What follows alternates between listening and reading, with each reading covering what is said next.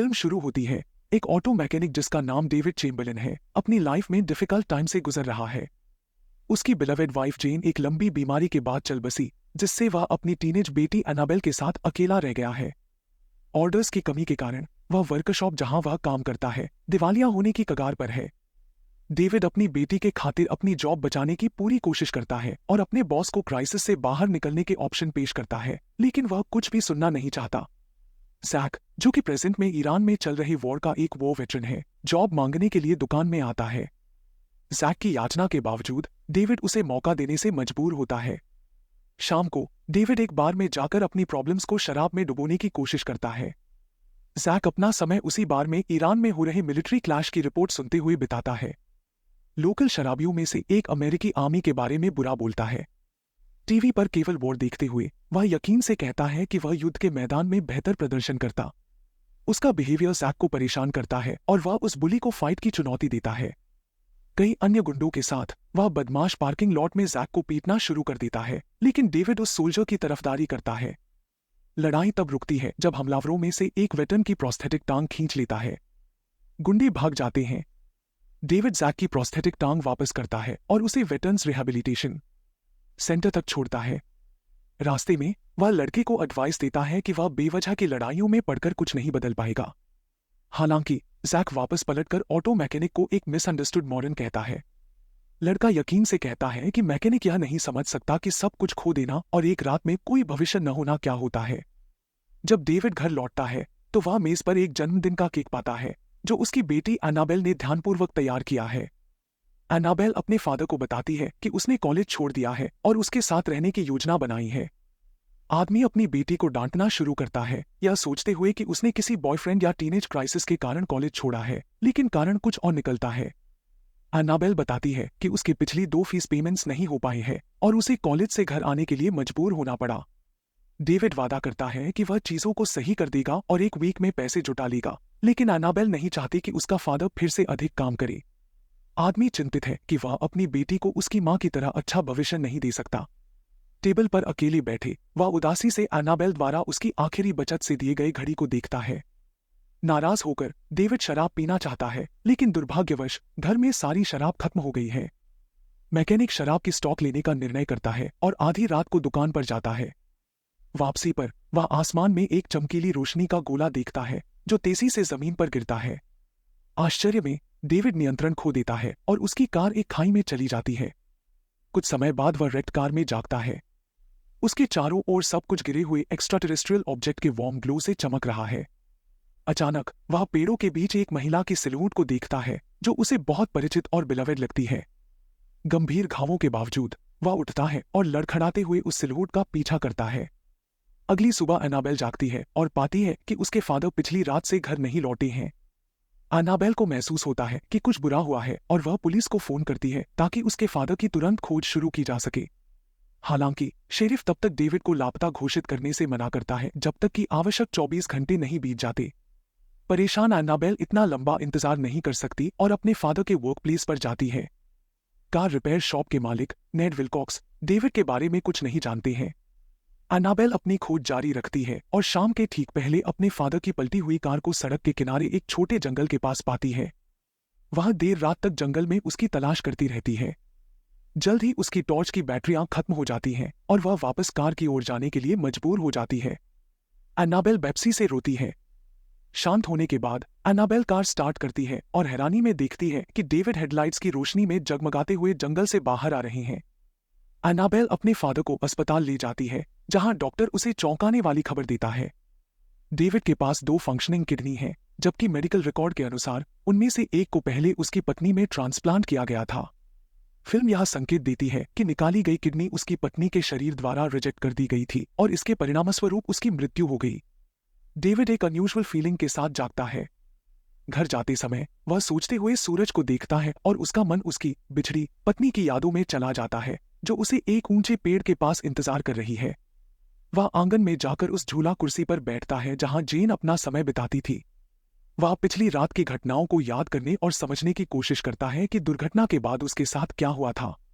David एक महिला की परछाई का पीछा करने और गिरे हुए मेटेराइट के पास एक गड्ढे में गिरने को याद करता है। एलियन ऑब्जेक्ट अंडे की तरह आकार की थी और नीली चमक बिखेर रही थी। जब आदमी फिर से बेहोश हो गया तो मेट्रोराइट से पतली टेंटाकल्स उसकी ओर बढ़ने लगी। रात के खाने पर एनाबेल चिंतित होकर अपने फादर को बताती है कि बेहोशी की हालत में वह उसकी मां से बड़बड़ा रहे थे। डेविड खबर देखना जारी रखता है, जिसमें मोर्चे पर बढ़ते तनाव का प्रसारण हो रहा है। रूस, चीन और फ्रांस अमेरिका के अफगानिस्तान पर आक्रमण के प्रयासों के खिलाफ रिटेलिएशन की धमकी देती हैं। यह सुनकर आदमी चिंतित होकर खिड़की से बाहर देखता है। अचानक वह एक महिला की आवाज सुनता है जो उसका नाम पुकार रही है। जैसे ही वह पुकार का जवाब देने जाता है, वह अपनी बिलवेड पत्नी से मिलता है और उसकी बाहों में दौड़ जाता है। अपने दृष्टिकोण में जेन अपने पति को भविष्य की घटनाओं के कुछ अंश दिखाती है, जिनमें से एक में एक परमाणु विस्फोट शामिल है। समझ में आने के बाद डेविड एक और मिनट बर्बाद नहीं करने का फैसला करता है और गैरेज में जाकर उस ब्लूप्रिंट को कागज पर उतारता है जिसे उसने देखा है। आदमी को विश्वास है कि एलियन ऑब्जेक्ट उसकी पत्नी के माध्यम से उसे विजन भेज रही है और केवल वही एनाबेल को आने वाले खतरे से बचा सकता है। इस बीच गवर्नमेंट एजेंट्स अपने सुपरवाइजर के साथ एलियन ऑब्जेक्ट्स की खोज और अनुसंधान के महत्व पर बहस करते हैं। वे मानते हैं कि एलियन ऑब्जेक्ट्स का मानवता पर बड़ा प्रभाव हो सकता है और सभी सैन्य संघर्षों को हमेशा के लिए समाप्त कर सकता है। बॉस उनके विचारों का समर्थन नहीं करता है, क्योंकि उसे विश्वास है कि ईरान में चल रहा युद्ध देश की इकोनॉमिक रिकवरी के लिए आवश्यक है। बाद में नए जीवित नमूने खोजने में लंबा समय लग सकता है, इसलिए एजेंट प्रोफेसर को पहले से पकड़े गए बूढ़े मैक्सिकन पर ऑटोप्सी करने का आदेश देता है। स्टाइप अपने असिस्टेंट को बताता है कि बूढ़े आदमी की पत्नी को सूचित करे कि उसके बिलवेड को एक घातक वायरस ने अपनी चपेट ले लिया है। अगले दिन डेविड गैरेज में अपनी पत्नी की पुरानी कार का पता लगाता है और अपनी बिलवेड के दर्दनाक यादों में फिर से डूब जाता है।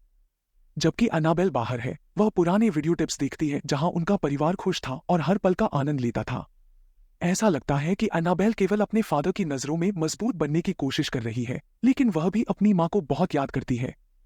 इस बीच रिहैब सेंटर में जैक और उसका युद्ध साथी जिम ओमेली अपने देश द्वारा लड़े गए सैन्य संघर्षों के बारे में बात करते हैं। जैक का चुनाव समझना आसान है, बिकॉज एक लड़ाकू के रूप में अयोग्य हो जाने के बाद सिस्टम ने उसे चबाकर थूक दिया। मोर्चे के बाहर उसकी सभी उपलब्धियां किसी के काम की नहीं थी और अब यह अपंग लड़का नागरिक समाज में रहने के लिए भी अयोग्य है। जैक के लिए सौभाग्य की बात है कि डेविड उसे नौकरी का प्रस्ताव देने रिहैब सेंटर आता है। पूर्व सैनिक बिना सोचे समझे सहमत हो जाता है और वे दोनों जंगल में चले जाते हैं और वह एलियन ऑब्जेक्ट के दुर्घटना स्थल पर जाता है और देखता है कि उसके आसपास घास उगने लगी है। वे एलियन ऑब्जेक्ट को कार में लोड करने के लिए संघर्ष करते हैं। अचानक जैक आश्चर्य में अपना हाथ झटके से हटाता है। जब वह मेट्रोराइट के संपर्क में आता है तो कुछ असामान्य महसूस करता है। जब उसके फादर घर पर नहीं थे, एनाबेल ने अपनी मां की चीजों को फेंकने या चैरिटी को देने का फैसला करती है। एनाबेल को यकीन है कि उसके फादर अभी भी अपनी पत्नी की मृत्यु के लिए खुद को दोषी मानते हैं और उसे दर्द से बचाना चाहती है। डेविड अपनी बेटी की योजना को मंजूरी नहीं देता है, क्योंकि वह अपनी बिलवेड जेन की हर याद को संजोता है। उसका जीवन आगे बढ़ाने के लिए यह दिखावा करने का कोई इरादा नहीं है कि वह कभी अस्तित्व में नहीं थी। जैक रात के बीच में अपनी कटी हुई टांग में सीवियर पेन के साथ जागता है। अगले दिन वह जिम को इसके बारे में बताता है। उस सुबह बाद में रिहैब सेंटर के सभी मरीज अफगानिस्तान में वॉर के खिलाफ विरोध प्रदर्शन करने के लिए बाहर आते हैं। हालांकि नागरिक एंटी वॉर रैली का समर्थन नहीं करते। देशभक्ति की आड़ में लोग संघर्ष से लाभ कमाने के लिए उत्सुक हैं। टाउन का एक निवासी ओमाली के चेहरे पर थूकता है और फॉर्मर फाइटर को देशद्रोही कहता है। आदमी को मुक्का मारने के प्रयास में वो अपनी व्हीलचेयर से गिर जाता है। जैक अपने दोस्त को उठने में मदद करना चाहता है, लेकिन अपने पैर में सीवियर पेन के कारण गिर जाता है।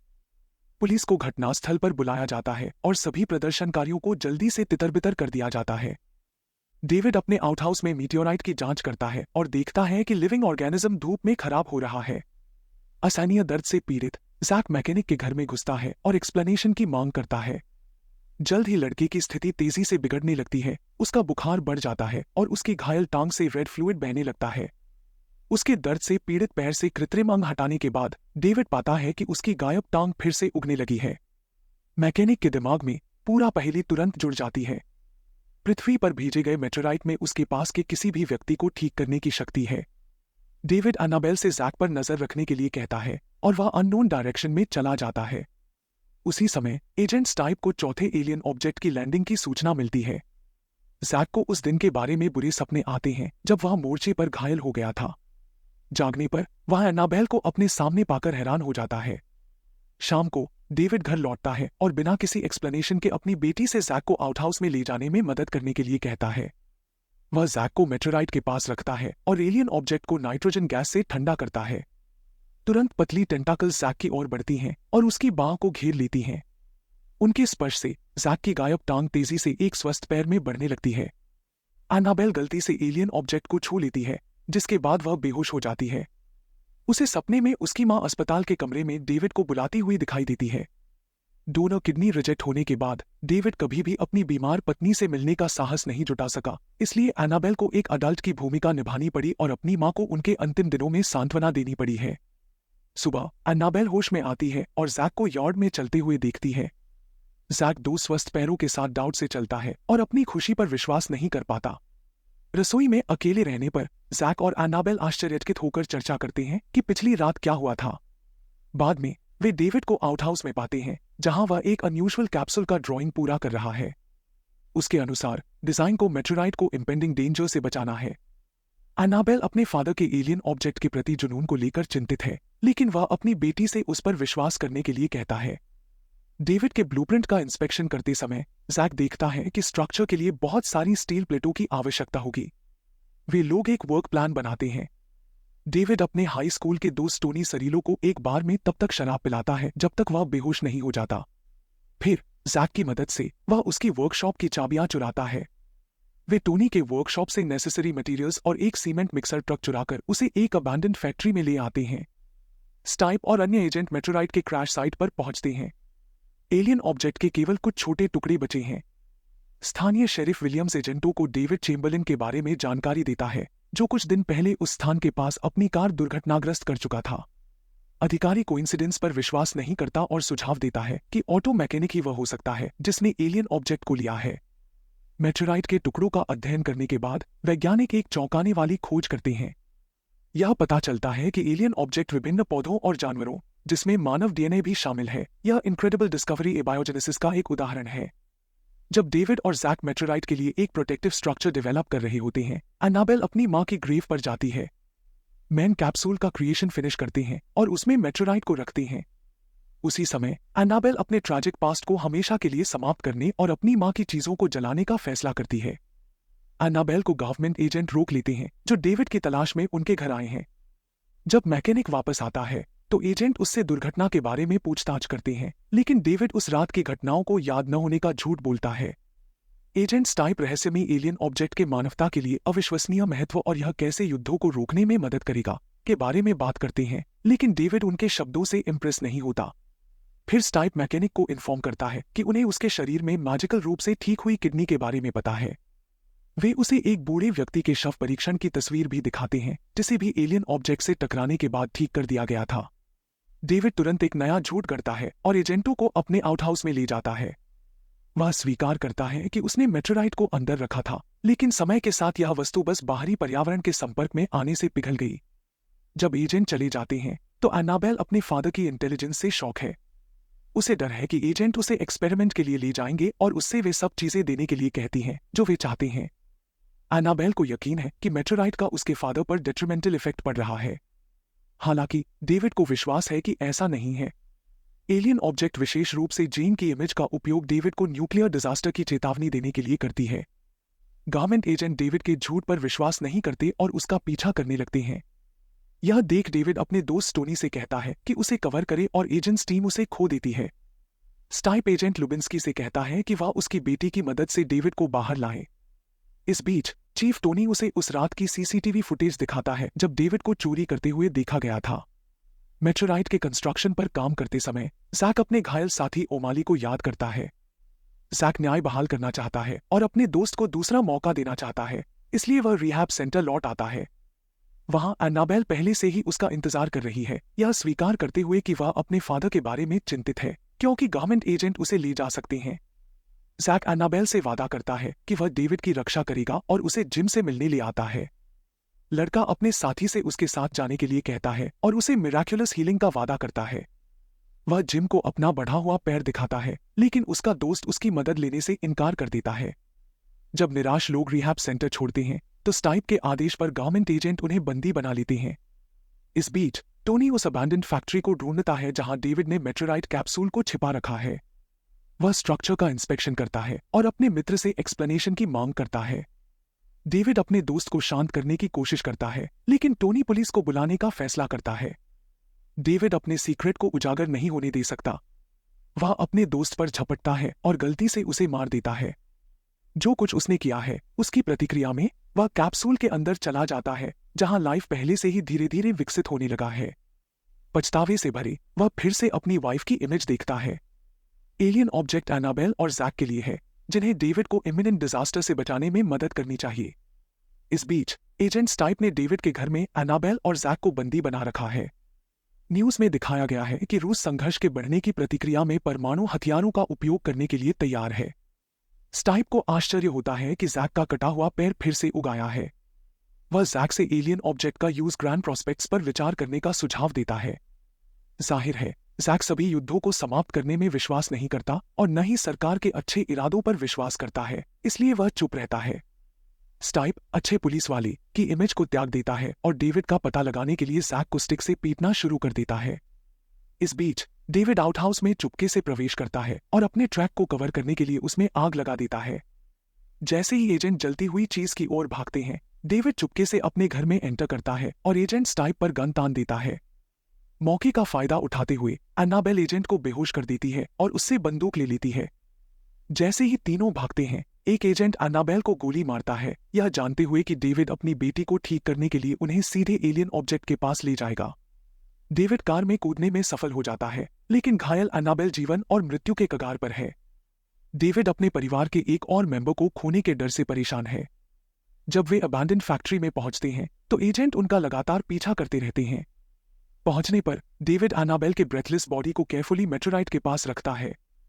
हालांकि गोली का घाव कभी ठीक नहीं होता, जिससे डेविड निराश हो जाता है। वह अपनी बेटी की मदद करने के लिए एलियन ऑब्जेक्ट से विनती करता है। यह मानते हुए कि उसकी बेटी अब नहीं रही, डेविड कैप्सूल पर पेट्रोल डालता है और स्ट्रक्चर को जलाने वाला होता है, लेकिन स्टाइप उसे रोक देता है। अचानक डेविड अपनी बेटी की आवाज सुनता है और एनाबेल कैप्सूल से बाहर आ जाती है। डेविड अपना लाइटर बुझा देता है और स्टाइप तुरंत उसे गोली मार देता है।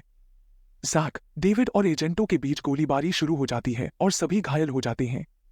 स्टाइप के लिए एक अनएक्सपेक्टेड मूव में उसका सबॉर्डिनेट लुबिंस्की उसे गोली मार देता है। मोमेंट्स लेटर एक बहरा कर देने वाला विस्फोट होता है और आसमान में एक न्यूक्लियर मशरूम का क्लाउड उठता है, जो न्यूक्लियर वॉर की शुरुआत का संकेत देता है। जब लोग दुनिया के अंत की ओर बढ़ते हुए मेस्मराइज्ड होकर देखते हैं, डेविड जैक को कैप्सूल में जाने मदद करते हैं और उससे एनाबेल का ख्याल रखने के लिए कहते हैं। विदाई के समय वह अपनी बेटी से माफी मांगते हैं कि वह उनके साथ नहीं जा सकते और उनको को कैप्सूल के अंदर बंद कर देते हैं। स्टाइप डेविड से कैप्सूल खोलने और उन्हें बचाने के लिए कहता है, लेकिन दरवाजा केवल अंदर से खुलता है। अपने अंतिम क्षणों में डेविड अपनी वाइफ जेन को घर बुलाते हुए देखते हैं।